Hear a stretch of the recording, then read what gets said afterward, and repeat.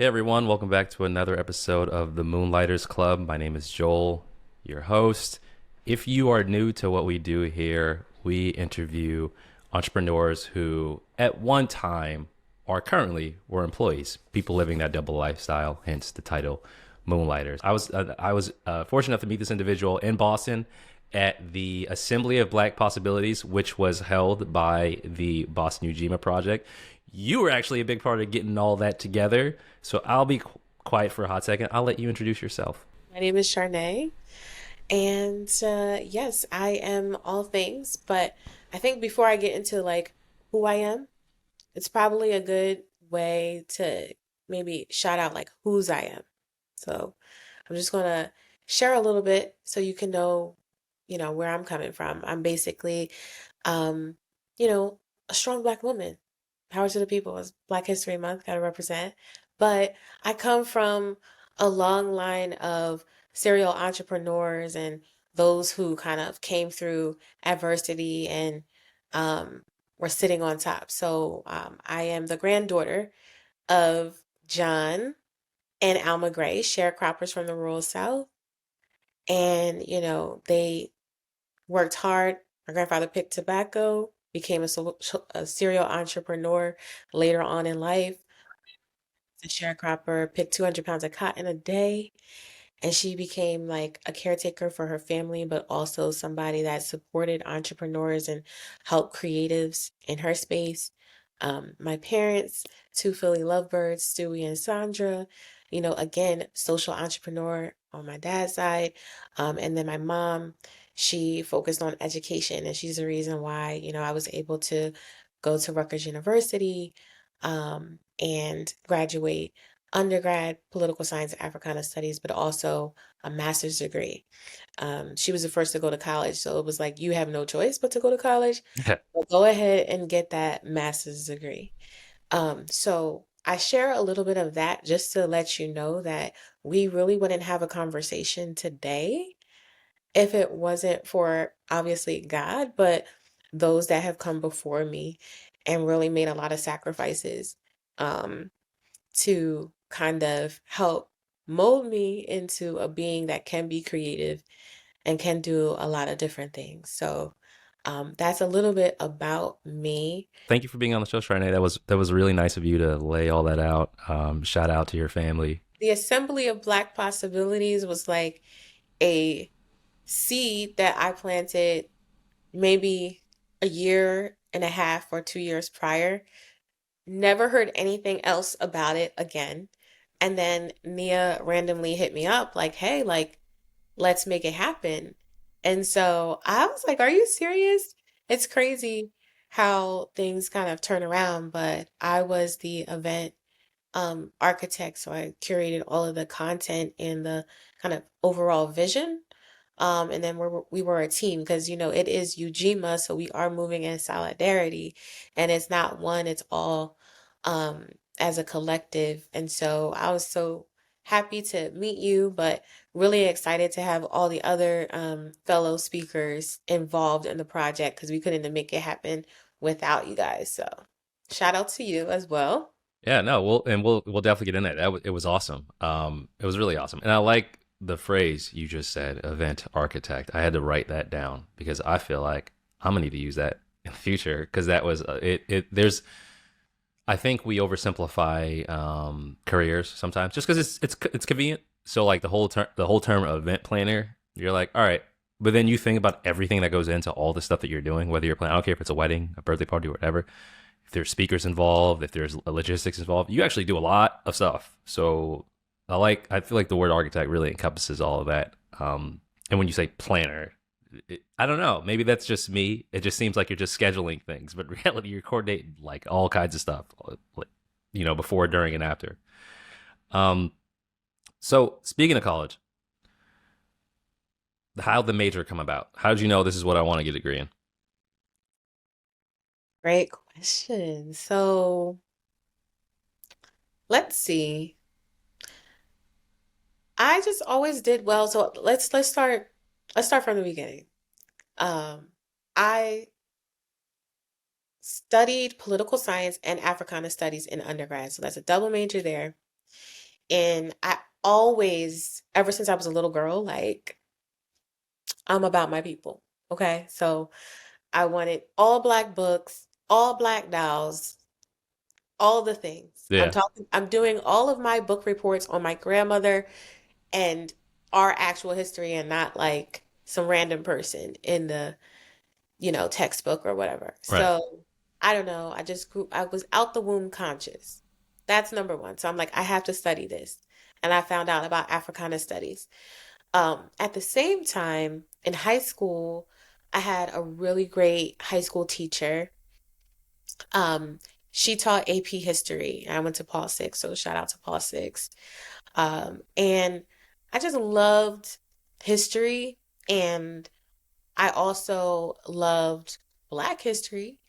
And I understood that there were some folks that really, really felt like policy and politics was the way for liberation.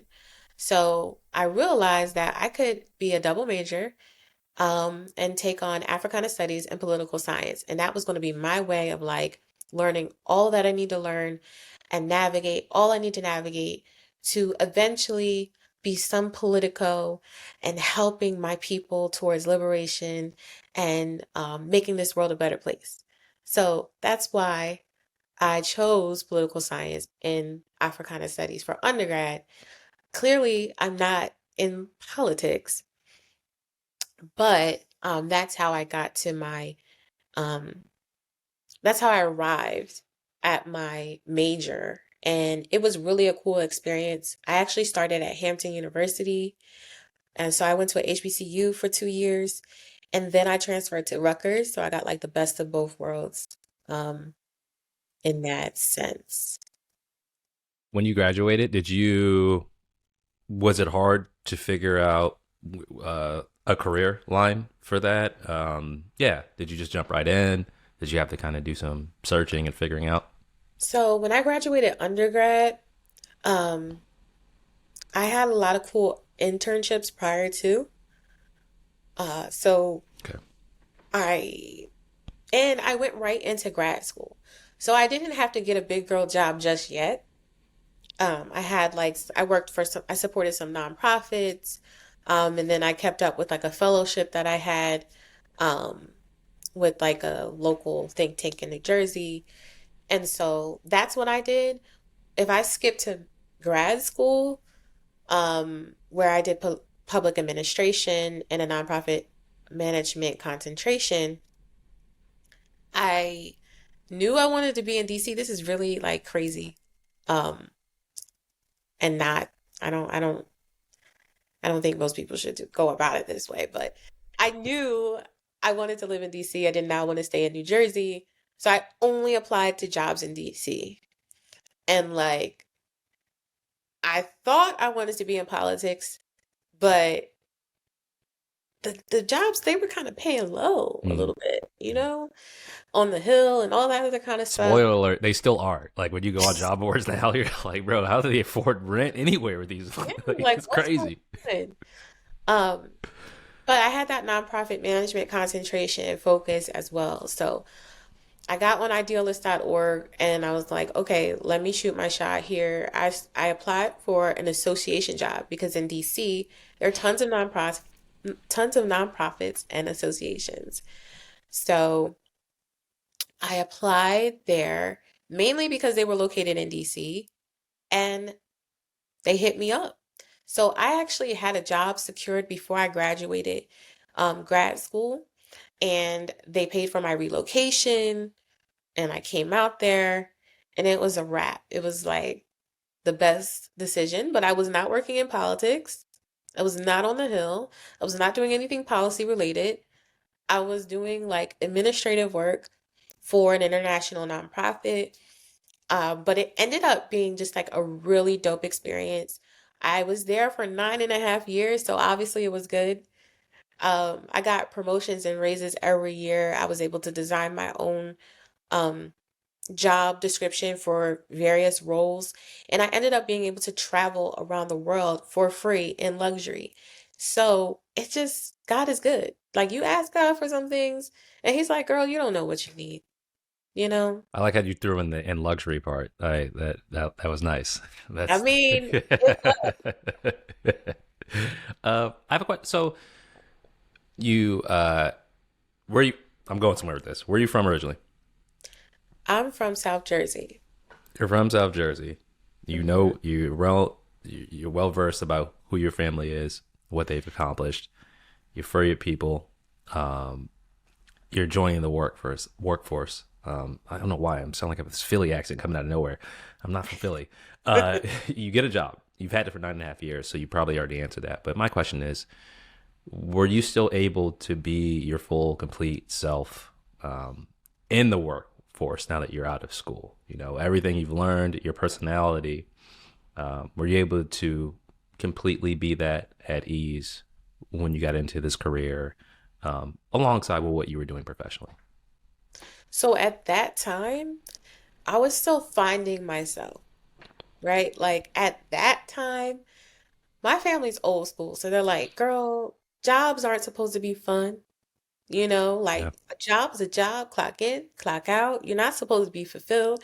You're supposed to be getting money. And girl, you're getting good money. A girl, you living, you know. Yeah. And so I was just like finding myself. So um, I think that it took time. And what happened was I was doing this job that was pretty basic. I was bored. I felt like I was like, did I go to grad school for this?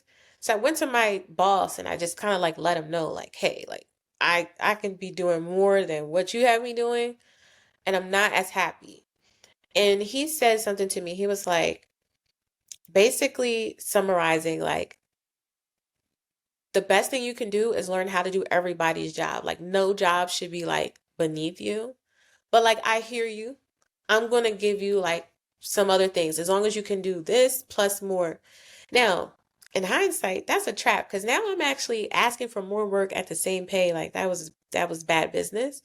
But I was able to get into event management, um, and which I lean into a little bit now.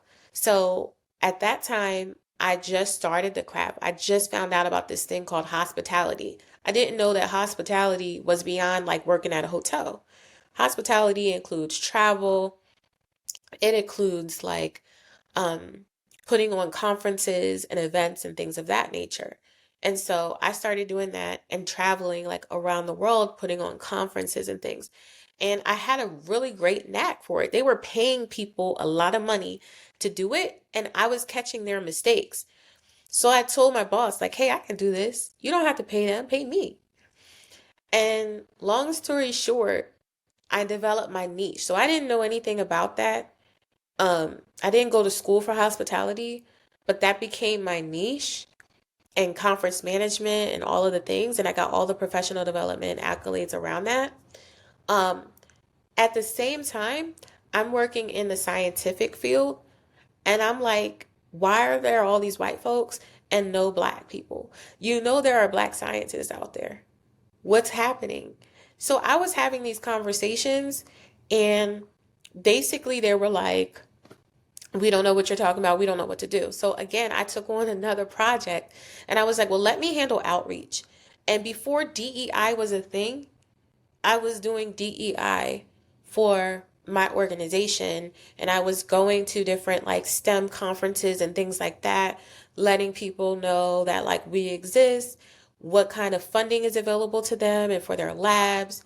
Um, so those two things in terms of like supporting BIPOC folks and the underrepresented, connecting them to resources, that started at my job like straight out of grad school when I was in DC, as well as my niche area of like event management, curation, and all of the likes.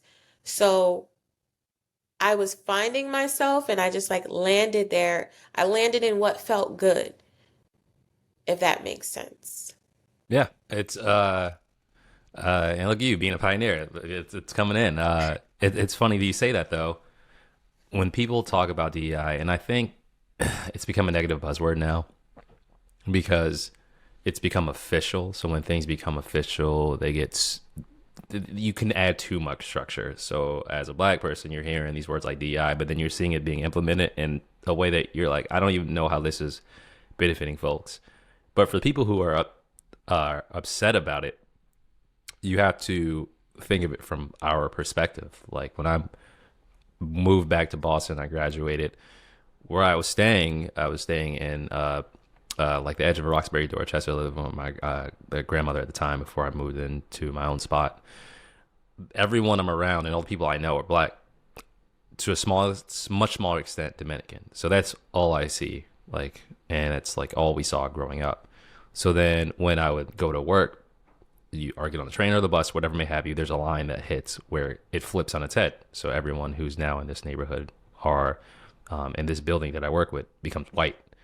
So the way you talk, the words I use, be it professional or non-professional, even because you have fun with your coworkers, it all changes. So you naturally start to think, as a black person, like a bunch of stuff kicks in. Imposter syndrome kicks in, awkwardness, and then you just start to think like, are there other black folks out here trying to work at these places? Are they not? Like, what's going on? You just don't get it.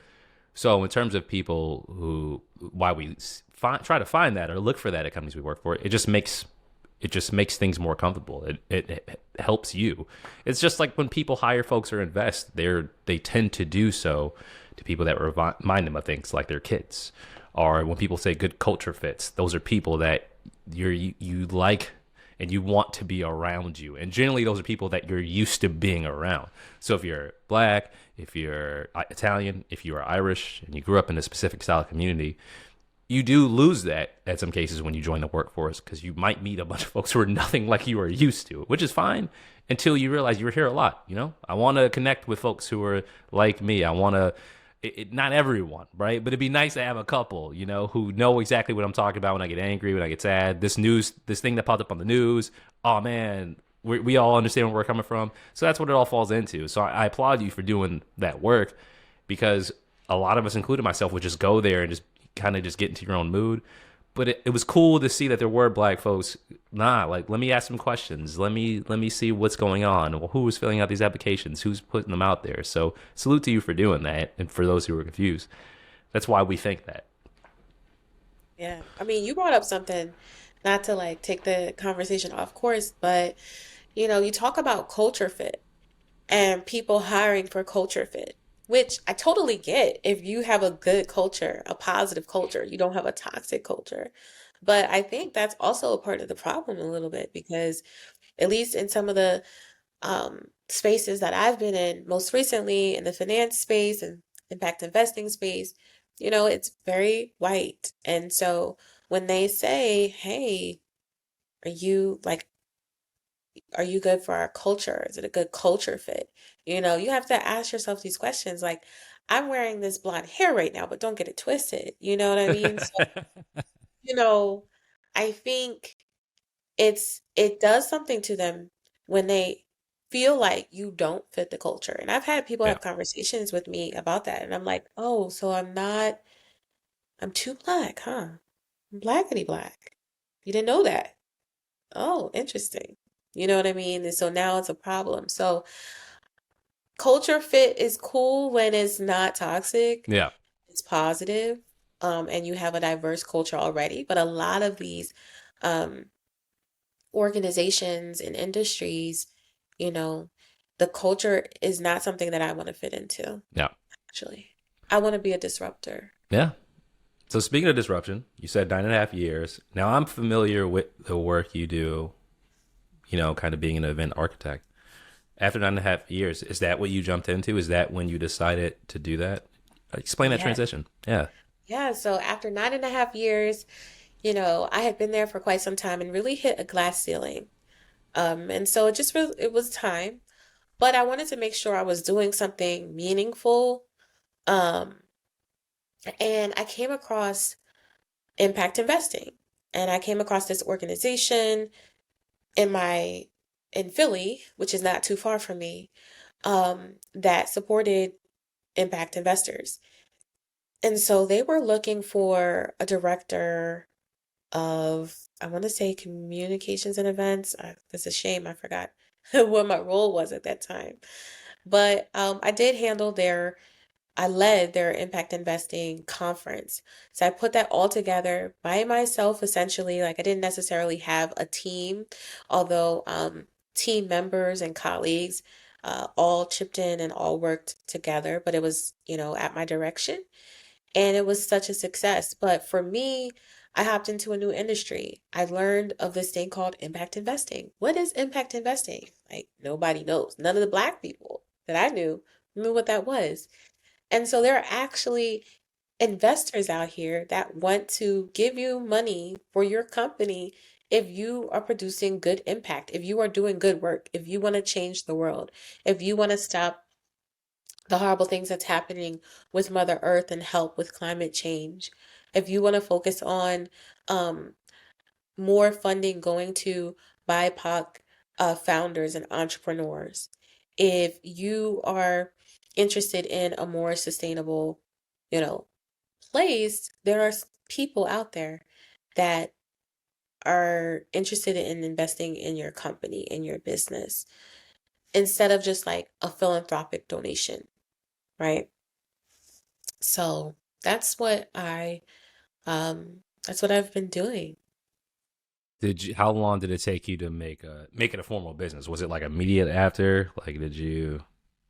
Would you Yeah, so actually what happened was I hopped into impact investing and I was still working for the man. yep. Um, Okay. and through that, my eyes opened wide and I was just like, I was actually doing events on the side. So I Okay. had a company. Yep. It was called Missy C Suites. And it was very cheesy, really cutesy, like of typical event stuff.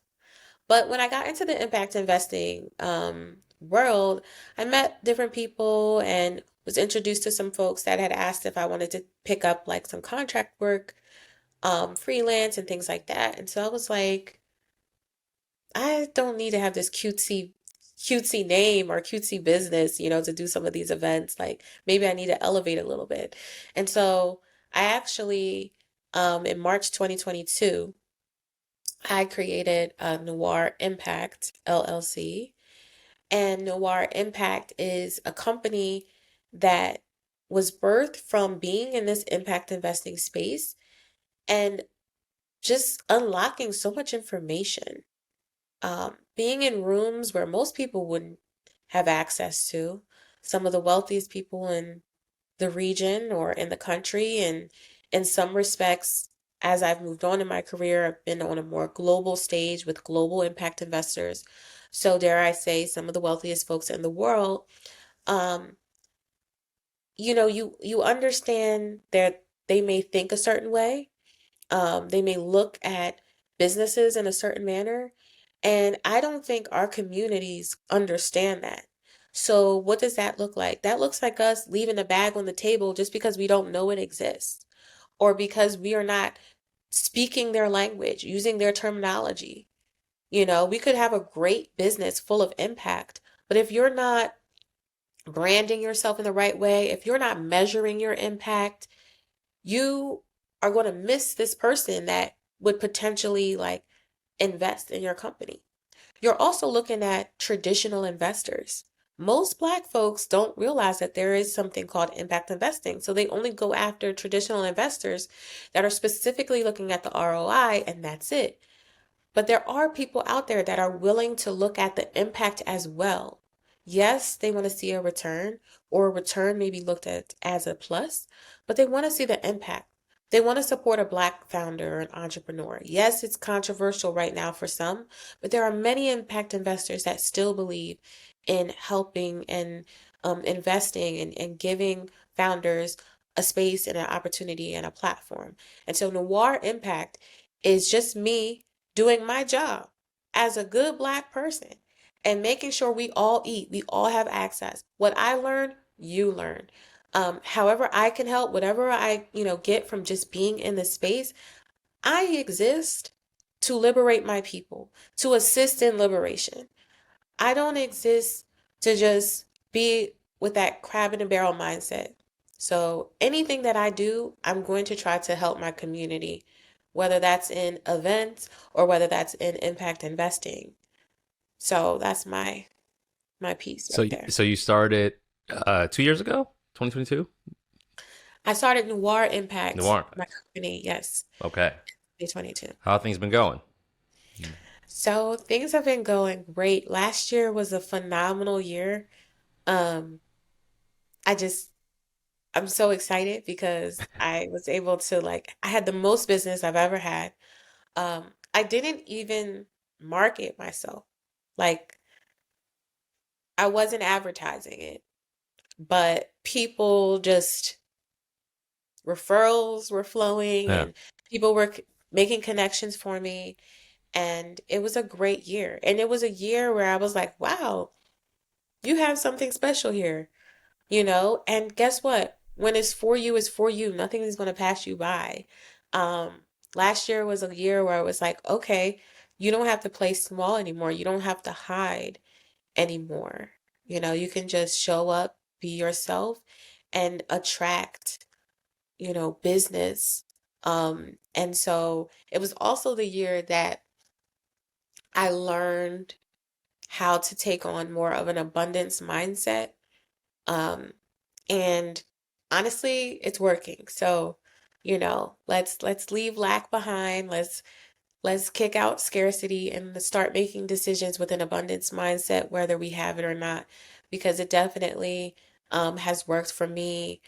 And I thank God every day for that. Yeah, one of the best quotes I ever had heard was get the work first, then worry about how you're going to handle it. It was because you can kind of get in your head like, I don't know if I can do this, but you don't know if you'll ever get the opportunity. So, get it, figure it out. Um, yeah, it seems like you'd be a pretty good networker, like that in terms of finding contacts, reaching out. Is it what do you not? What do you hate about running your own business? What task are you like? I do not want to do this again if I can help it. My gosh, I don't want to deal with taxes. I don't want to deal with like accounting. I want to be able to like one of my goals seriously is like I want to hire someone, you know what I mean? Yeah, And I mean, I don't personally, I feel like I'm not there yet. Like, girl, you have to do some work yourself. But I want to be on that level where like I can hire a bookkeeper and a person that's managing all the money and the taxes and stuff like that. And like again, like abundance mindset here, that's what I'm going to need for all the dollars that are going to roll through. That's not here yet. yeah. But I just think that that's something that I need to work on. So now, are you currently multitasking? Are you currently moonlighting? Are you doing your thing and working? I'm a moonlighter, Okay. okay? That's what I do. Okay. I moonlight. You have to have multiple streams of income. That's really key. In fact, I read that book. It's actually behind me. Who was that by? Allen is the last name, but I read that in college and it really stuck with me. Um, and my grandfather, I told you at the very beginning, Mm. Mm. John Gray, Yeah. Johnny, he always had a hustle. He was always working and, figuring out how to make it happen. And so like the same thing goes for me. Like I like the 9 to 5, let's be honest. I like the 9 to 5 for the benefits. The medical benefits, the 401k, all of that. That's great. When you're an entrepreneur, you got to pay a higher premium for medical because you don't have a team. The 401k is on you. Ain't nobody else matching nothing. So that's kind of one of the reasons why, because I was tempted to like just be a solopreneur last year when things were great. But then Mama Bear real life happened. And it's like, I need this insurance and that Obamacare is not cutting it. You know what I'm saying? Yeah, I feel you. I feel you. How's the work life balance? How's that been? Work life balance. How's that been? Oh, I look good today, but I got these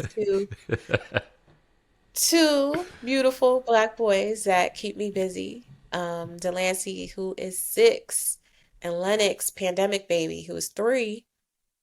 They really kind of keep me on my toes, keep my husband and I on our toes. And so work-life balance is great now that I'm in a new position. I have a new job that is positive, such a beautiful atmosphere, and it's Black owned, Nice. founded by Black folks, and it's a very diverse team. We're doing really good work. Um, and they respect your time and they offer, like great work-life balance, unlimited PTO situation, um, which is really nice. It's hard when you want to be, how should I say this? Like for me, working and having my own company, I'm all like even after 5. Now I'm noir, right? Yeah. So I'm always clocked in.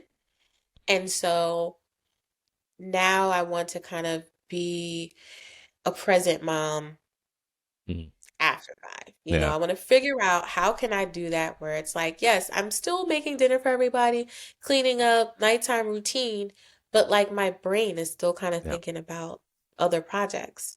Yeah. Like how can I shut that off? If I were to be honest, it's a little bit hard for me um to do that. So it's bath time, but I'm sitting in the bathroom while they're in the bath and I'm like I might have my phone out and I'm, doing whatever I need to do for noir. Yeah. So there's so many things floating in my head now, based off this conversation. Magic one time. You've talked about bookkeeping, accounting, but if there was one person, one role, or one thing that could help you or you can improve on now outside of bookkeeping or accounting, what would that be? What if there's one person you can meet or one thing someone could do for you or one thing you accomplish or that could help you? What can help you get your business to the next level? That's a good question. I don't know if I have the answer to it. Who's going to help me get to the next level?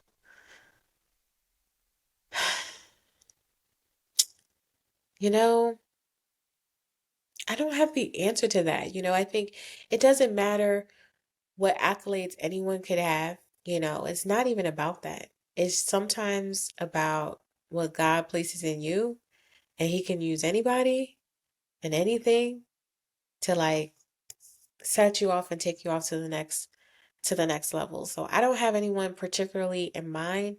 I do know that what I need moving forward, what I believe I'm working towards moving forward is simply more confidence and knocking out that imposter syndrome. So like basically what you just said, um, hey, let me just take the gig and figure it out later. I'm very strategic. I like to take my time on different things, and I'm like, oh, do I have enough people? Do I have enough contractors to support this? But I want to be able to just like know, oh, yes, you have this, I can do it. Because I have had opportunities fall in my lap in recent times, and I passed along the opportunity because I'm like, hey, I don't have a big enough team, and I also have a 9 to 5. Yeah. So maybe I'm not the right fit. Maybe you should, find a larger firm or whatever, because I know you're going to want a lot of the time. So I just personally would love to feel more confident in taking on super big projects. Um, and then also, as I'm talking to you, I would love to be able to employ more people, like not just contractors, subcontractors, but I would love to um, generate wealth in that way. Like get to a point where, yes, I can help create jobs as well. I can scale in that small way. That would be really cool. And I could also, at that point, take on, larger projects that come along as well. Nice. Well, we're gonna hope for that for you. It's definitely along the way. Um, how can people support or find you, or what would you want people to know about you and your business moving forward? Should they be looking for something coming down the pipeline? Should they reach out to you? Yes, well, you can always find me at noirimpact.com. That's noir with an E. And feel free to email me, Charney, Charney, at noirimpact.com. I could always use some more social media followers, so hit the like button on LinkedIn, but then also follow me on Instagram, Noir Impact. I would really appreciate that as well. And listen, I'm someone that, you know, I'm a connector, right? So just say hello, say what's up, let's be in community with one another and, go from there. Well, I appreciate it, and I like the connector thing. It's huge. It's funny how needed that is, even with the technology that we have now. How many folks I've just happened to introduce because they're friends and didn't know each other, and I'm like, you two, like, it's crazy how valuable that is, especially in the work that you're doing. There are, and you probably know that you're on the ground. There are a lot of crazy, dope, productive, beneficial businesses in the world that I've never heard of, and that investors have never heard of, and people are Hmm. doing crazy great work. You just happen to see them, randomly one day, and that's all they need is that proper introduction. So you're definitely fighting the good fight, and for everyone listening, definitely reach out to Charnay. Let's keep that impact going, man. We're gonna need it more. Well, we need it more than ever every single day. I feel like it. For So sure. no, And you're doing good work yourself, like, and you're connecting people every day. You're doing the good work. Let's all support this black man, black men need support out here. And, we appreciate what you're doing, right? Because who thinks about us, that folks that have the 9 to 5 and the side hustle, or maybe it's not even a side hustle, yeah, it's a full it's a hustle full plus the thing. full time. You know what I mean? And so I appreciate you, and I'm sure all of your followers do as well. So it's a mutual thing. What I think people don't understand is that it takes collective agency to make progress and to get somewhere. It is not a one man, one woman show. Um, we came here together, our ancestors came here together collectively, and so that's how we're going to get out of this thing. So definitely kudos to you as well. Thank you. I appreciate that. And I appreciate your time. Again, we'll do everything we can to support you. For those listening, stay tuned. The Moonlighters Club will have more content coming your way soon. We'll be doing a lot more of these interviews. We're prepping to do another showcase, I think in like June-ish, but it'll be Baltimore again. But we're looking for ways to, I'll probably be reaching out to you. We're looking for more ways to do it in more places because we've done it in Boston before. We did it in Baltimore. Now we're just trying to grow it out. Come to Philly. Philly's great. Yeah, I love to do it in Philly. I would love to. Let's I met a couple work folks. it out. Matter Yeah. of fact, I've met a couple folks at Cherry Street Pier, I think it was, Okay, where they have yes. those. They have Great. I met two uh, black designers. One's name was Akori Hanzo. He makes miniature uh, action figures of black historical folks. So rappers, Any? activists, Harry Tubman, like all like cool. And then this dude, I think his designer name Tomcat 23, draws, paints. Bought a couple things from him. Does a lot of Afro futures and stuff. But they're right in Cherry Street Pier, right by the water. So no, Okay. I would love to go to Philly and meet some more folks. But yeah, we can go on. I got to check in more often with you. You're doing a lot of cool stuff. Plus, there's a lot of folks who I want to be able to connect you with now that I'm organized. So, Charnay, thank you so much for your time. Thank you. And everyone, we'll see you on the next one.